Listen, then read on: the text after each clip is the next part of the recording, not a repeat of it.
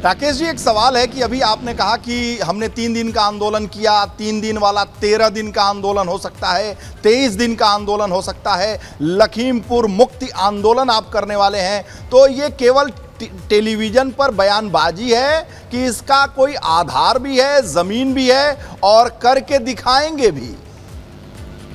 लखीमपुर खीरी है, देश का हिस्सा है और वहां पर डरने की उसकी जरूरत नहीं है। इस तरह के बयानबाजी करेंगे तो पुलिस प्रशासन खुद देखेगा इनको। कोई भी घटना होगी ये पुलिस प्रशासन की जिम्मेदारी है कि इन पे इस तरह की जो ये बयानबाजी करते हैं उस पर रोक लगाए। और जब 120B का मुलजिम है कोई भी, या तो आप देश में तय कर लो कि 120B का मुलजिम खुला घूमता है, वो बयानबाजी करता है, अगर वे जेल में बंद है तो ये क्यों जेल में बंद नहीं है? तो इसका मतलब ये होगा कि संविधान की धज्जियां उड़ाई जा रही है। देश में जो कानून है वो एक तरफा चल रहा है। क्या अजय मिश्रा 120B का मुलजिम नहीं है?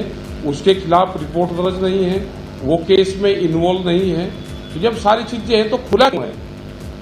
क्या इनको बीजेपी वालों को कोई डर भय है, कोई इनकी मजबूरी है उसको रखना? ये सवाल का जवाब तो वही दे सकते हैं।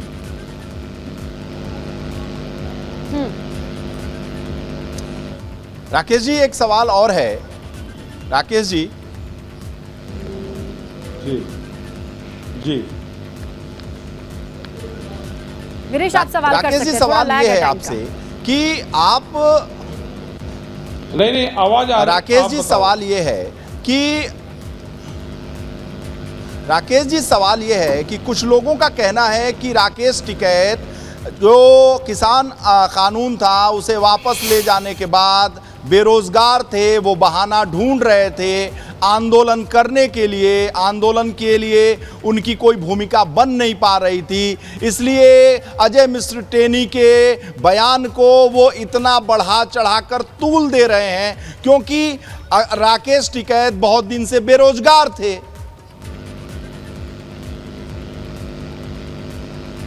इसमें क्या कहा, तनख्वाह भत्ता भी ले रहा आंदोलन में? भाई आंदोलन में कोई तनख्वाह भत्ता थोड़ा मिलता है।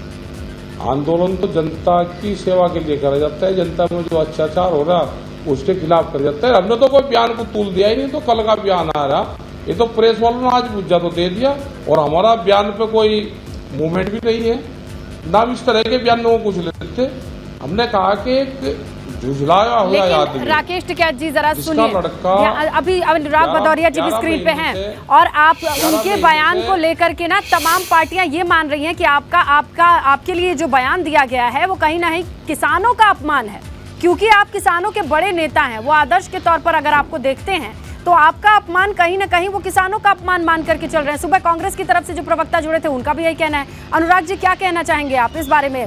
देखिए, मैं तो एक बात फिर से दोबारा से कहता हूँ कि देश में जो मंत्री होते हैं, खासकर केंद्र के मंत्री होते हैं, वो देश का एक आईना होते हैं।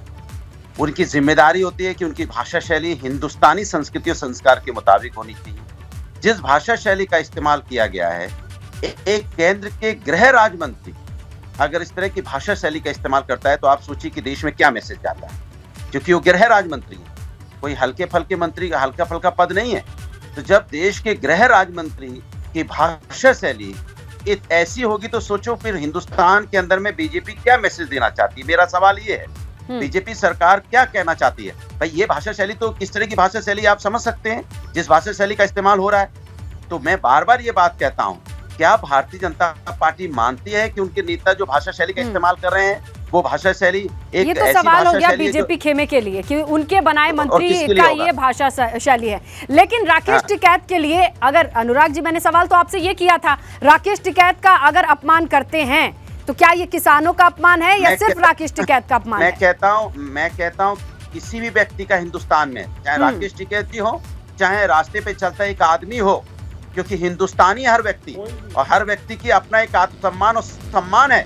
आप किसी की व्यक्ति के आत्मसम्मान और सम्मान से नहीं खेल सकते, क्योंकि सबको ये संविधान में अधिकार है कि हमारा उतना ही सम्मान हमें मिलना चाहिए जितना हमारा अधिकार है। लेकिन आप मेरा सम्मान नहीं कर सकते। एक मंत्री अगर इस तरह की, मैं बार बार कह रहा हूँ कि देश का गृह राज्य मंत्री की जिम्मेदारी बनती है कि समाज के हर उस व्यक्ति का सम्मान करे, चाहे वो राकेश टिकैत जी हो, चाहे वो कोई व्यक्ति हो, चाहे समाज का, चाहे कितने भी किसी भी उससे आता हो, समाज के किसी वर्ग से आता हो, ये जिम्मेदारी मंत्री की बनती है, क्योंकि मंत्री एक संवैधानिक पद पे बैठे हुए हैं। और वो इस तरह की भाषा शैली का इस्तेमाल करेंगे, इसके मतलब मंत्री पद के लायक वो है ही नहीं जिस भाषा शैली का इस्तेमाल अब बीजेपी के लिए क्या रास्ता बच जाता है? देखिए, अगर विपक्ष की बात कर लें या फिर खुद राकेश टिकैत की बात कर लें, उन्होंने ये बात कह दी है जनता के सामने, वो इस वक्त स्क्रीन पर है, उनका यही कहना है कि ये जो लखीमपुर खीरी का माहौल है वहां पर वो पहुंच चुके हैं। वो कह रहे हैं कि वहां के लोग अभी भी बंधा महसूस कर रहे हैं। बीजेपी के पास क्या रास्ता है इन सब चीजों की सफाई देने के लिए? देखिए, ये बदली हुई भारतीय जनता पार्टी है, नरेंद्र मोदी और अमित शाह की भारतीय जनता पार्टी है, ये झुकने वाली पार्टी नहीं है। और 2014 में आपको याद होगा कि जब मंत्रिमंडल का गठन हुआ था, मोदी मंत्रिमंडल का पहली बार, तो उसमें एक राजस्थान के मंत्री बनाए गए थे और उनके ऊपर विपक्ष का आरोप था कि ये बलात्कार और रेप के आरोपी रहे हैं, इसलिए इनको मंत्री पद से इस्तीफा दे देना चाहिए। भारतीय जनता पार्टी के तब के नेतृत्व ने इस्तीफा तुरंत नहीं लिया।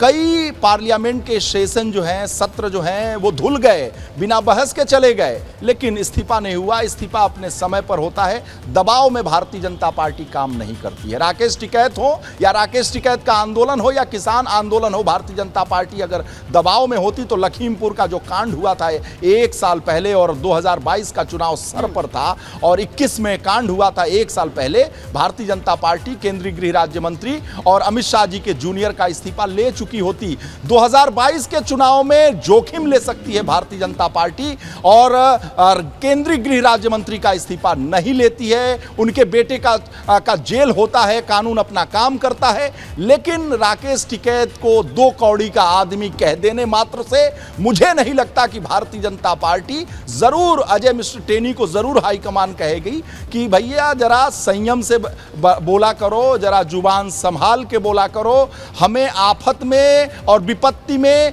मत डाला करो, राहु बनकर भारतीय जनता पार्टी को मत डसा करो। तुम्हें केंद्रीय गृह राज्य मंत्री बनाया गया है, देश की सुरक्षा पर काम करो, प्रदेश की सुरक्षा पर काम करो, अपने काम पर ध्यान दो, इस्तीफा नहीं होने वाला।